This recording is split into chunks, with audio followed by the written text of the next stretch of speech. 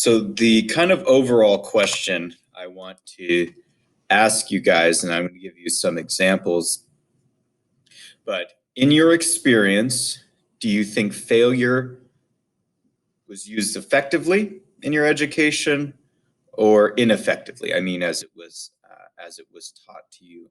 Because we're going to look at today, talk a little bit about the concept of using failure in a positive way as opposed to a negative way. And also how to kind of practically do those things. Failure, when you get like a bad grade, you don't accomplish something, you think you're going to be able to do something and aren't able to make it happen, that we all go through, and it's not fun. None of us like or enjoy failure, and I don't really expect us to. It's not a fun thing, and often though it's very discouraging and demoralizing. And I don't think failure has to be or should necessarily be that way. I think that it's kind of strange to us, but I think that we can think of failure as being encouraging and even empowering. Now, it may seem kind of weird, and it's a paradigm shift for sure to adjust out of that mindset. But let me give you guys a couple examples of failure in a positive way, and that will tie into the video today that I'm going to show you. This guy named Arthur, and we'll have a chance to talk about it and just kind of what he went through and how he kind of failed, what I call failing forward. It's kind of the philosophy I kind of have that involves what I call failing forward, meaning basically this, that failure should be used as a tool to get us closer to our goals. Failure is not supposed to be, now, of course, there are failures where it's like there are things that happen where there's no room for failure, right? But and you want to try to minimize that, right? So, people flying like an airplane or something like that, and in very specific conditions, or performing surgery, you don't want that to be the case where there's failure, although errors and things, mistakes do happen. But there should be a sense in which failure is used positively. Failure is used positively to get you to your goals. So that's why I'm asking you guys that overall question of, just in your 12 years of education that you've had so far, now as seniors, do you think failure was used effectively as a tool to get you closer towards success or mastery? Or was it used ineffectively? Because often in education, failure is indicative of more of a status, like you're a good student or not a good student, or whether or not someone's smart, right? Okay, I'm failed, therefore I am this level of intelligence and not this level, or I'm smart or I'm not smart. Or whether or not you're good at a subject. You fail something, it's like, it's not fun, but then you're like, okay, well, I'm not good at math or science or history or whatever, right? Failure can also be an indication, can be used as an indication of kind of just people who are kind of generally good at school and turn things in, right? So it can be an indication of like laziness or just students who just are consistent, not necessarily an evaluation of mastery, whether or not you have actually learned a skill or getting closer to learning a skill and being successful at demonstrating mastery over that skill. So that question's there in the chat for you guys. I'd like you to think about it and answer it. And if you could give me some feedback. Some of it's this morning that I've talked to people has been negative, some of it's been positive. Just in your own school experience, do you feel like that failure was used effectively as a tool to get you closer to success or mastery, or ineffectively? And whatever that may be. And the goal is not to be overly critical of teachers or situations. It's just to think through whether or not how you view the issue of failure. Let me give you guys some examples where failure is used positively and we don't necessarily feel like it is a negative thing. Okay, and I've got a few examples in my mind. Some of you, I don't know, but some of you who knows how to drive, has ever learned how to drive a stick shift car. Okay, an automatic transmission. Okay, and when you drive a stick shift, for those of you who don't know, you have to learn how to drive it, not just like normal learning how to drive, but you have to learn how to, when you start the car, you have to hold down this third pedal called the clutch, which allows you to change over gears, okay? The hardest gear to get into is first gear, which gets the car moving into forward motion if you get it correctly. Then it's fairly easy after that. But you have to do that every time you stop and start moving again, okay? Or to start moving in the first place.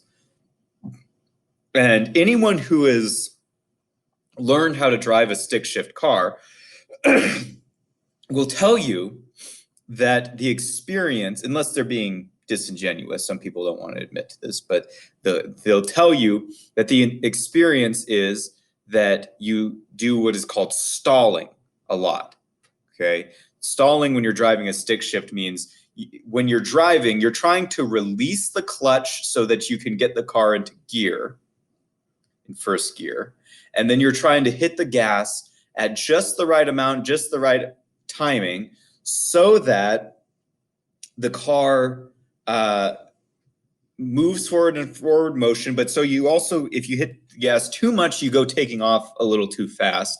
And if you don't give it enough gas, the car will stall, which means the car will basically turn off and you have to push the clutch in and start the car over from the beginning. Okay. And everybody stalls. And when you first start doing this, you stall a lot. Okay. And you mess up a lot. Right. And that is a type of failure where you stall, you can't get it right, you can't seem to get the gas right. Maybe you go a little bit, you get close, but you can't seem to get it. Now, that's failure. But if you're determined to learn how to drive a car, even though the failure can be a little bit frustrating, a little bit embarrassing, usually you do it on a road where there's no one around. I learned on a road, on a hill, facing upward on a hill, because it's harder to get the car into first gear when you're going upward and you have the potential of rolling backward. Okay. But that's how I practiced and that's how I learned. And then as I got the hang of it, after a little while, I could move around pretty well. I could get started pretty well, pretty consistently. But then if you're, every once in a while, you stall at a light and then you start the car again. And people may be mad at you. People may not know why you're not moving. They may be going around you. They may honk. It may be kind of embarrassing, kind of frustrating, but you figure it out. And over time, you stall less. And then every once in a while you're driving a stick shift car, even people who've been driving them for years will tell you that their car will stall out every once in a while. Okay. Now that's the type of failure, right? Where people who are learning that they're failing, but the failure is just degrees of getting closer to being able to get to their goal, which is to drive that car. And I think that's the type of failure we should have more so in school, more so in education. That's the view that I think teachers should have. That's the view I have. And the way I try to facilitate that is by students fail an assignment, a test, they don't do well, they get a low score on it. Well, look at it, talk to me, get some pointers and feedback from me. And then if you're willing to do the work, you can get as high of a grade as you are willing to work for. And that is, failure is just at that point not something to make you feel bad or to say anything about your status or who you are as a person.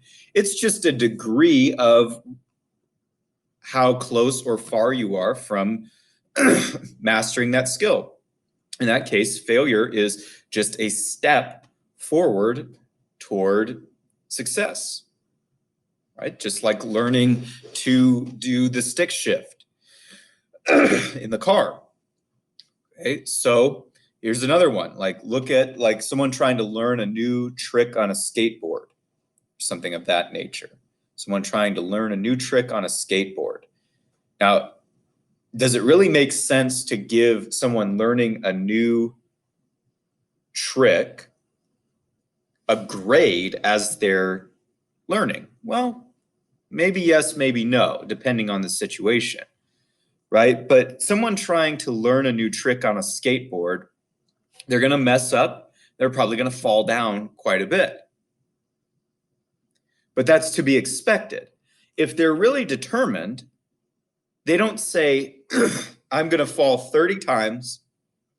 That's it. And if I fall 31 times, I'm done. It's over. I am not going to learn to ride a skateboard. This isn't for me. I'm not good at this. I'm just not coordinated enough, whatever the case may be. No, if someone's determined, they'll keep at it until they figure it out. And then when they finally land it, they may not land it even perfectly yet. They may land it and be kind of sloppy, or they may not be as smooth as they are wanting it to be. But the whole time they're failing. But rather than being discouraged and demoralized by their failure, they're being encouraged and empowered by their failure because they're getting a little closer. They're determined to do it. Okay. Same thing, learning an instrument. You want to learn a new song on the piano, you've got to practice. You don't sit down and just usually play the song right the first time. You're going to hit incorrect notes. It's a failure, right? There's messing up that happens. And then over time, you mess up a little bit less, a little bit less, a little bit less, until you can play the song. It takes discipline, takes commitment, takes time, work, energy, working past frustration with ourselves, working past boredom and giving up time to commit to something. But if someone is determined to do something, they will continue to figure it out in spite of failure, and the failures will become less. They'll become less intense and less frequent. And that's how I want you guys to view this class. So I want you guys to think of this class as you're learning a new skill. You're challenged with a new skill with information that it may or may not be new to you, but you're challenged to do things and respond to questions and things like of that nature in a way that maybe you're not used to yet, and maybe you're not good at yet. But the grade is simply just an evaluation from an expert in the subject of where you're at that current point, with the opportunity to continue improving until you get it right, until you get it to the place that you want it. Wherever that is, your grade, whatever is the highest grade you're willing to work for, is the grade you can achieve if you're working for it. My commitment is to work with you to achieve that grade, as long as you keep at it until you get through it. So it's failing through, it's failing forward. But I think, unfortunately, a lot of the time failure is used as a mark of status rather than evaluation of how you're actually doing it, measuring a skill. And that's not to say anything against any particular teachers by any means. It's just to say I think that's usually the paradigm that we're used to as students and teachers. Okay, and I think that we should get past that, where there's a freedom to fail in an environment where it's safe to do so. Right? You want to fail in medical school, not in medical practice, for example. Right? So, what is it that causes people to push through and fail forward? And a lot of people, teachers, educators, other people who have kind of looked at this, what's the difference between people who are successful and not successful? People who see failure as an opportunity and people who see failure as the determinative end of what they're able to do. And it comes down to this word grit, G-R-I-T, grit. There was a cowboy movie called True Grit, John Wayne. Okay, and they made a remake of it in the last couple of years. And grit was this kind of idea of like it's a mental fortitude, toughness. And I define it as the ability to struggle through without quitting.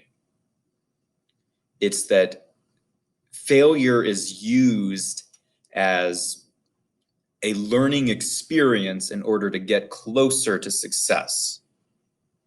And you keep going with it until you get to that goal, to be able to persevere through failure and use it rather than it to telling you that you can't do something.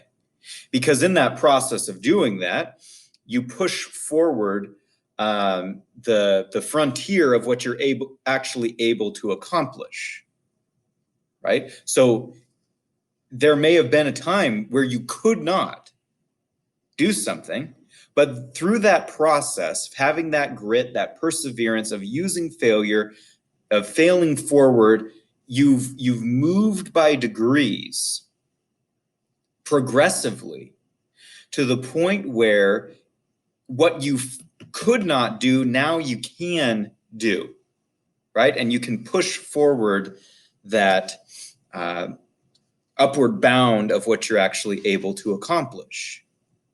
Right? Same thing, this applies to lots of stuff. It applies to reading. It's an area where I think of it in my own life. There are things I read that I'm like, oh my gosh, this is I don't even know what they're talking about. I don't understand it. And I have to read it a couple times, and then I highlight. And then I mark with my pen within the highlights on more specific words and phrases that I think are important. And then I have to set down the book and walk away from it and let my brain work without me consciously thinking about it. Then come back and summarize. I write in the margins of a book and summarize in one sentence the main kind of ideas there that I want to be able to remember. And that helps me internalize it. And that helps me explain it to other people. And that helps me remember it. But couldn't always do that. There are books I read where they're above what I know and am able to process. But I have to work through it until I can get it. And it takes time. It takes work. It takes discipline. It takes energy. And I don't pretend that I have a full and perfect grasp on this process. But I do know that it works. I'm going to show you guys an example of this video. This guy named Arthur, okay, video I saw a few years ago, and I think it illustrates this point of failing forward, kind of this philosophy on teaching and learning and grades not being complete until you're done with them, until you have continued to work at something until you've gotten what you have learned. So, but it's this veteran named Arthur who was told he's not going to walk again. And you'll see where the video takes it from there. It's a pretty common video on. Right.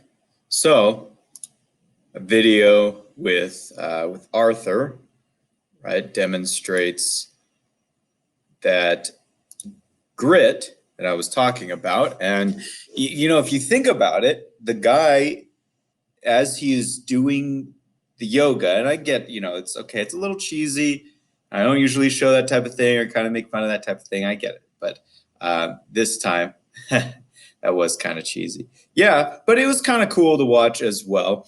I think that to see the guy's progress, guy who can't really walk, knee braces, canes, 140 pounds overweight, and is told by doctors he's not really going to walk, live any kind of normal life. He's tried to, you know, do different things, not really committed to them. They didn't really work. Tried to do some yoga. They said, no, you can't do it. You can't.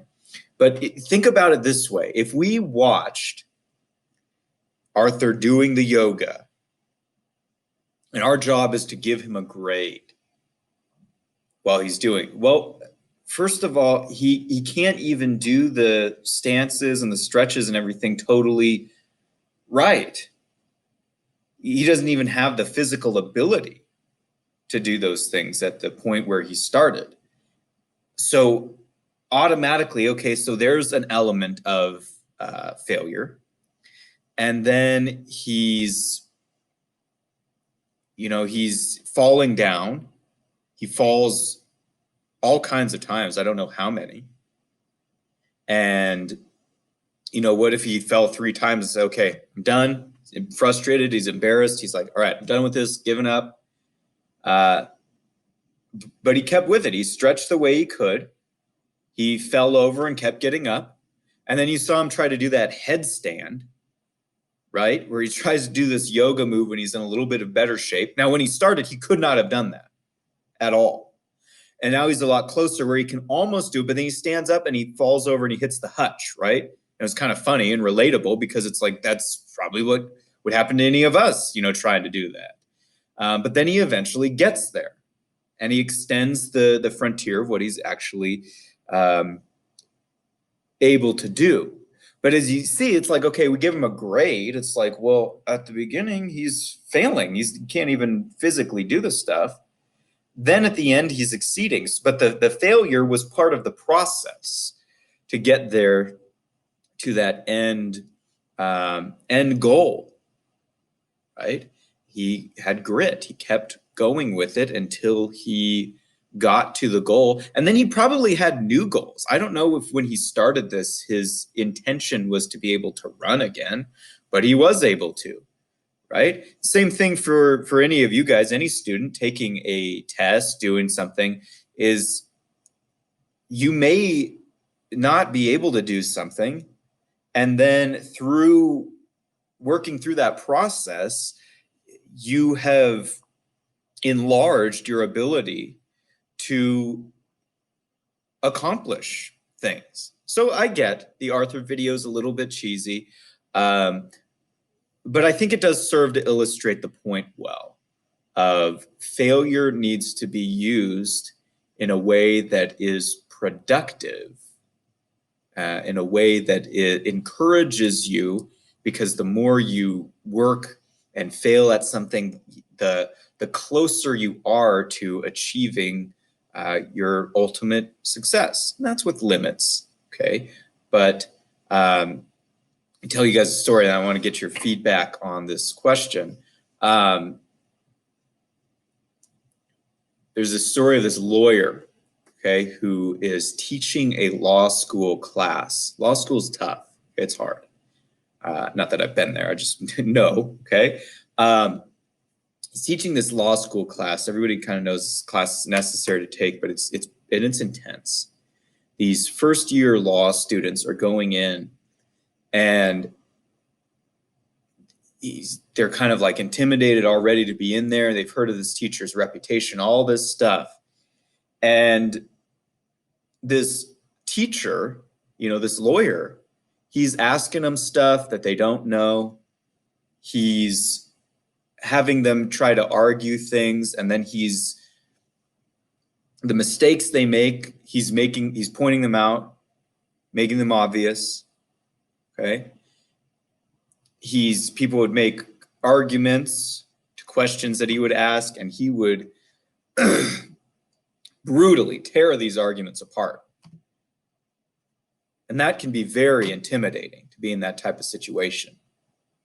To the point where a lot of people probably didn't come back, and they were, a lot of people were questioning whether or not they made the right choice of going to law school. Probably a lot of them maybe didn't, who knows? And people are mad, they're upset, they're frustrated, they're wanting to drop the class, all this stuff. This class is rough, okay? But at some point, the lawyer who's teaching the class says, okay, guys, listen, I know this has been a tough day in class, and it's been that way purposefully so to prove a point. And so he says, anybody who wants to talk about why that is, after class, we're going to go across the street, we're going to grab a Coke at this diner, this coffee shop type of thing. And so the whole class, other than maybe some people got mad and left, I don't know. But then the whole class goes over there, okay, and he's talking with them, and he's actually turns out like he's being a nice guy, and people are like, well, this is weird, like he was so tough on us in class, like he's being real friendly, he buys us all a Coke, what's the deal? And he said, okay, listen, here's why this is. You had to have that class up front to kind of scare the people and let them know you're really in law school now. This is not the minor leagues anymore. This is serious, and you need to be able to do this stuff well. And he boiled it down to about one main sentence that I think is instructive for us. And he tells them, look, I would rather you fail in here and succeed in the world than succeed in here and fail in the world. And so what he was doing was he was having them go through that process of failure in an environment where, even though it wasn't fun, it was safe, where failure was part of the actual learning experience. Okay, and so that's why I ask you, and I like a response to this question. In your school experience, do you think failure was used effectively, meaning as a tool to get you closer to success or mastery, or was it used ineffectively? Let me know what you